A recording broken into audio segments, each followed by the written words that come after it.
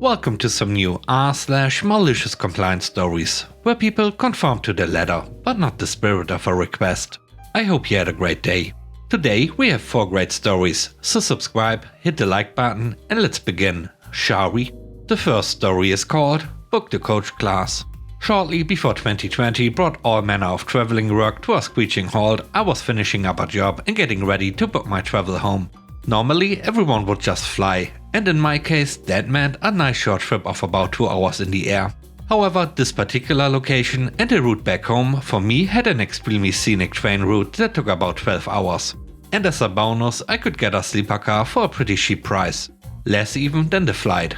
I asked my boss if there was any reason I had to fly instead of taking the train, as the latter would save them money, and he said it would be fine. I didn't waste his time or mine by mentioning any of the above details. I simply booked my ticket and immediately sent in the receipt for reimbursement.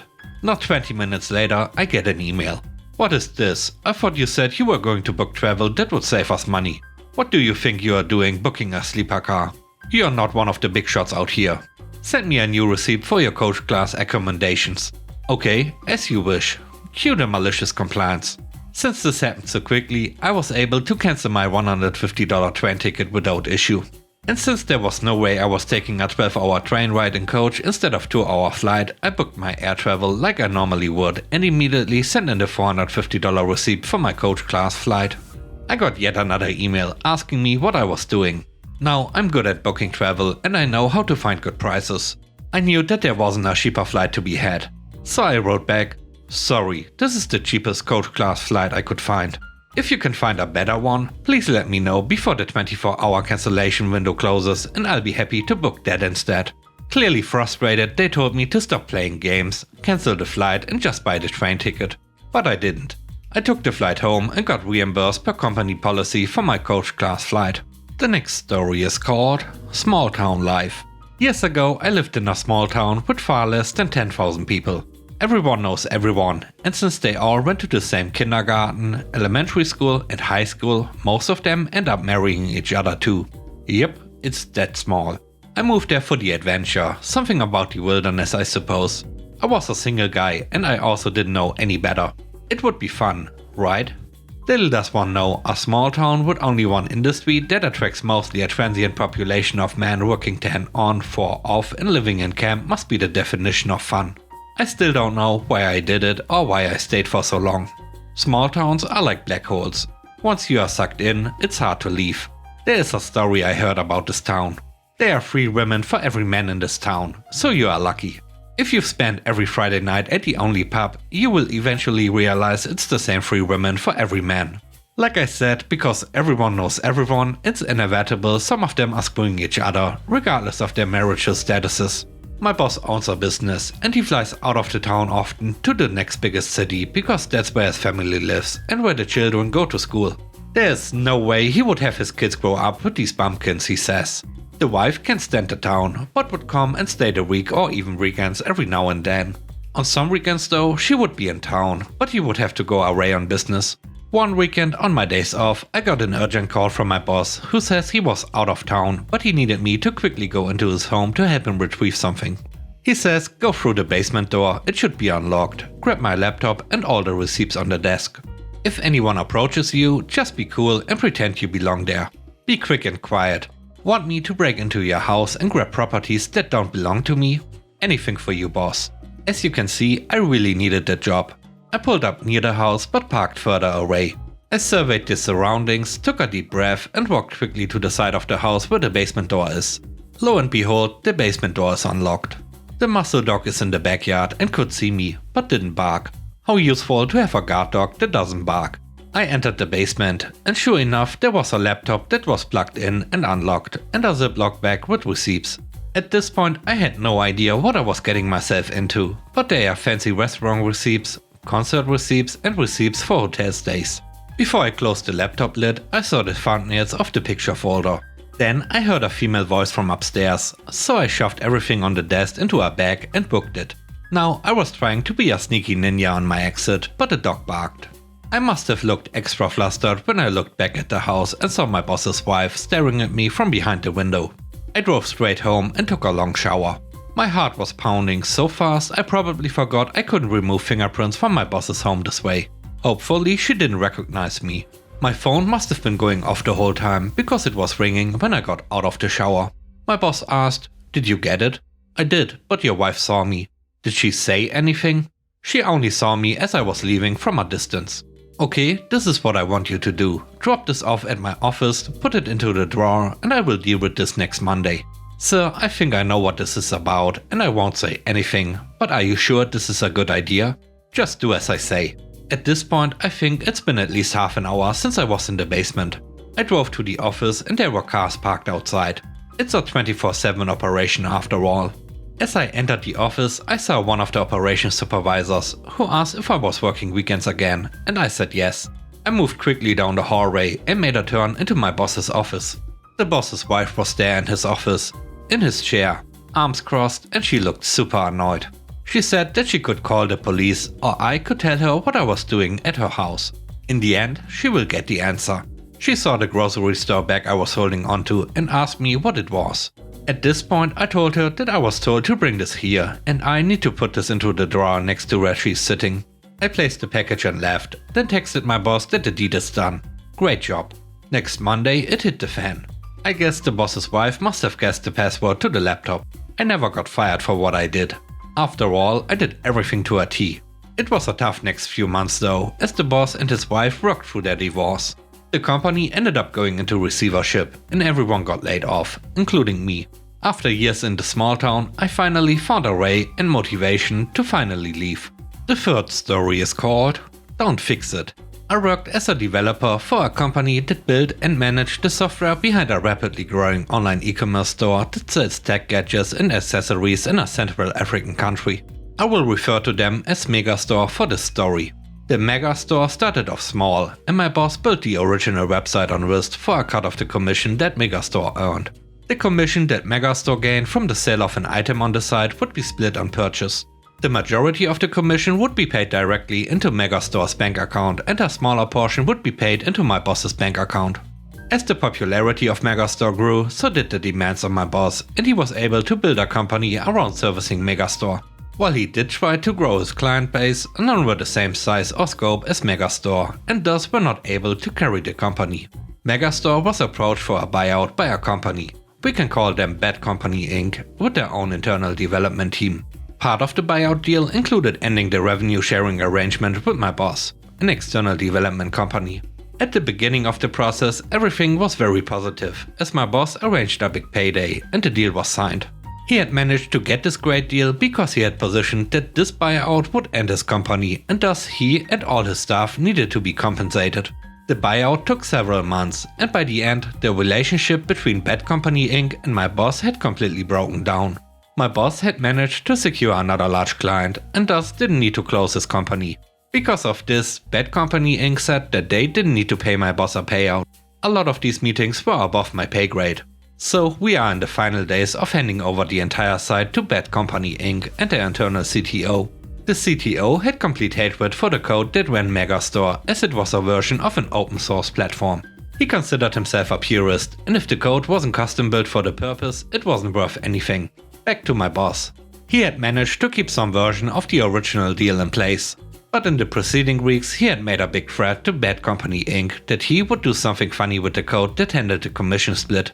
It was very much a threat and blowing off steam, as he couldn't legally do it, nor was it actually in his nature to do it. All talk, no bite. However, this outburst did create a situation where the CTO did not trust us to remove our code that handled the commission in our favor. So, on the final build that we are required to hand over, we were meant to remove all code that handled the commission, and the CTO would implement new code to handle the commission, and then deploy it to the live website instead of us. The official documentation was rerouted from the supply and deploy handover version to just the supply handover version. Great, less work for us. So, the day arrived. We had actually completed the build a few days earlier, with the commission sharing code completely removed. We were just sitting on this version, so we could hand it over on the day, as contractually required to do. So we handed it over in the morning and were all planning to head out for a long lunch. Just before we left, we checked Megastore for the last time and noticed that the CTO had already deployed the handed over version. We were puzzled, as we assumed that any development on the commission code would require extensive testing. We logged into the site and saw that no code for handling the commission in any fashion was there. Nowhere. There was nothing. We logged into the payment gateway and there were no logs there either. This meant no commission was being deducted at all, so Megastore was losing 100% of their revenue.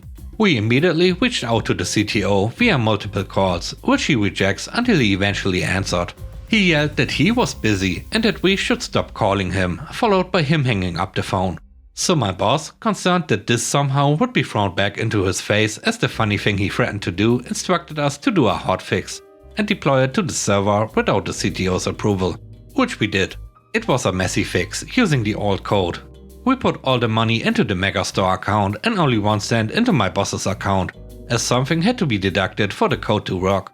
10 minutes after deploying the hotfix, the CTO called, accusing my boss of stealing. Many heated words were shared, followed by my boss putting the CTO on speaker and instructing all of us to quickly record the conversation on our phones.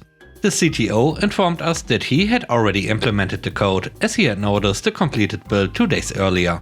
We tried to tell him that something was wrong, and he just replied that we were too simple-minded to understand custom code, as we were just simple web admins, nothing more, and that we had 30 minutes to remove the hotfix code.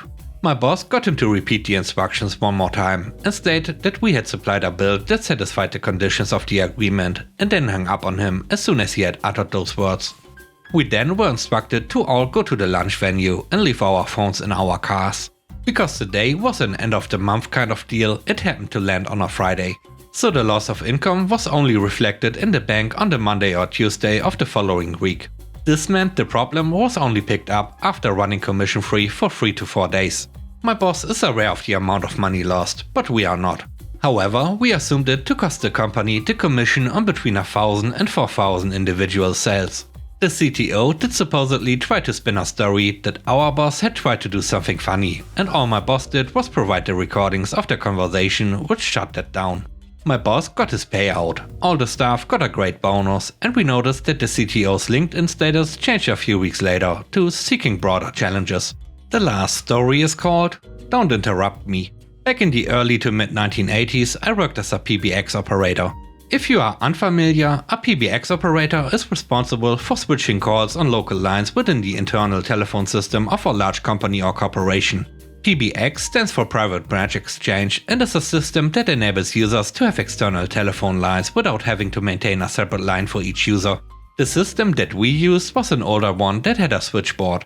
You had to pull up a line and plug it into a ringing phone line, flip a switch to answer the call, another to put them on hold, take messages, deliver messages, transfer calls, etc. And you had to do this at the same time with as many as 20 to 30 other calls coming in at the same time on other switchboard lines. Our switchboards held up to around 100 phone lines. I worked side by side with Mary and Jake. We had relief operators that would take over so that we could have a break or eat lunch or dinner. During our 30-minute lunch break, weather permitting, we would go outside where there were picnic tables that we could sit at to eat, sleep or just decompress. Mary liked to sit out at a picnic table alone and read a book during the break. She didn't want to be interrupted while she was reading for any reason and would scream, kick at, push and curse at whoever had the nerve to do it. One day, Jack and I walked outside, saw her reading and decided to just grab another table. That's when we saw it. A snake. It was under Mary's table and slithering toward her feet. Jake knew immediately that it was a harmless black king snake. I didn't, but all snakes terrify me, so I tried to get Mary's attention. She gave me the finger and grumbled. Jake told me to let her find out on her own. Cue malicious compliance. In 3, 2, 1. The snake slithered over Mary's sandaled feet. At first she just moved her feet and kept on reading, but the snake had other plans. It came back again to her feet. Again, Mary moved her feet, but the snake held on, so she looked beneath the table to see what the problem was. She screamed and jumped off the bench so fast that she scraped both knees on the underside of the table and the back of one ankle on the bench. When she was about 10 yards away from the picnic table, she started screaming at Jake and me. "Why didn't you tell me there was a snake under there?" I tried. "You made it clear that you didn't want to be interrupted. You could have interrupted me to tell me that there was a snake." I tried. I got the finger for it, remember? Well, obviously I didn't mean it. How exactly were we supposed to know that? It's a snake. Jake went to Mary's table and retrieved the 3 to 4 feet long king snake and let it wrap around his hand and arm. This caused Mary to back up even further. Get rid of it. Nope, I'm going to let this little guy live right here until you apologize to OP. Mary doubled down and refused, saying that she had every right to protect her me time and wasn't about to apologize for it. Jack laughed and told her that in that case he wouldn't interrupt her me time any longer and laid the snake on top of her book that was still on the table. The snake seemed to like the nice warm pages and curled up for a nap in the sun. Mary never did retrieve her book. It sat on the picnic table a little over a week before it disappeared. We figured it was maintenance that took it when they mowed the lawn. Mary also never apologized, but she never went outside for break again either, choosing instead to sit on the floor by the door to read. And with that, we end today's video.